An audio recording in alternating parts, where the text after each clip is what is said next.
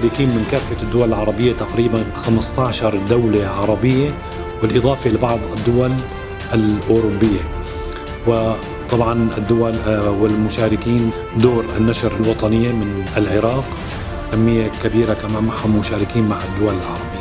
فهذا المعرض يتميز طبعا عن المعرض الدورة الأولى بوضع الآن الكورونا. فنحن طبعا بالمعرض طاقم طبي كامل لتعقيم لكافة الناشرين خدمة طبية ورعاية طبية كاملة. والحمد لله المشاركين في هذه السنة أكثر من السنة الماضية، يعني رغم أنه بوجود الكورونا بس المشاركين أكثر بأدوار النشر. ميزة هذا المعرض أنه الناشرين أمناهم نحن بكافة الخدمات، حتى بالحجز الفندقي لهم كما أسلفت، الطبية والتنقلات السادة المشاركين. هذه السنة في دور نشر طبعا قوية جدا، كانت غير مشاركة في الدورة الأولى، وهذه الدورة إن شاء الله بإذن الله تعالى سوف تكون مميزة.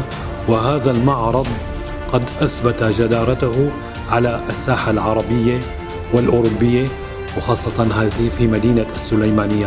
معرض السليمانية الدولي للكتاب قد تميز الساحة العربية، وهو أول معرض طبعا يقام 2020 بعد معرض الشارقة.